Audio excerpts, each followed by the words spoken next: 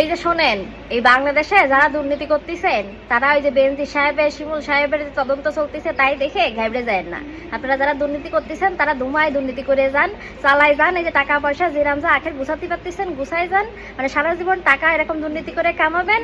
তদন্ত চলবে, তদন্ত যখন একদম একদম চূড়ান্ত পর্যায়ে চলে আসবে তখন দেশের বাইরে চলে যাবেন। বাংলাদেশের সিস্টেম হচ্ছে তাই। নীতির টাকা, এই যে কোটি কোটি টাকা, এ তো ভাই একদিনই ইনকাম হয়নি। ইনকাম হয়েছে কোন জায়গাতে? জনগণ আপনাকে দেশে সেই জন্যই না হয়েছে। জনগণ তাদের কাজ হাসিলের জন্য, তাদের যে সব দরকার সেসবের জন্য এই ঘুষ, কোটি কোটি টাকা ঘুষ দেশে বলেই না আপনারা এই যে এত টাকা বানাতে পারিছেন। তো জনগণ যখন সাইডেই টাকা আপনাকে দেশে, তো দোষ তো আপনাকে একার হবে না। এখন যখন কোটি কোটি টাকা দেখতেছেন লোকে, তখন কাছে ওরে বাবারে আইজি ডিআইজি এত টাকা কোন জায়গাতে পালো? আইজি ডিআইজি তো আপনার বাড়ি যে টাকা নিয়ে আসেনি, আপনাকে এই জনগণের কাজের হেল্প করার জন্য আপনারা খুশি হয়ে তাকে দিয়েছেন। তো ভাই এই বাংলাদেশে এই যে দুর্নীতি ঠেকানোর মতো কেউ নেই, আর এখন থাকবেও না। তো যারা দুর্নীতি করতেছেন চালাই যান, কোনো সমস্যা নেই আর কি।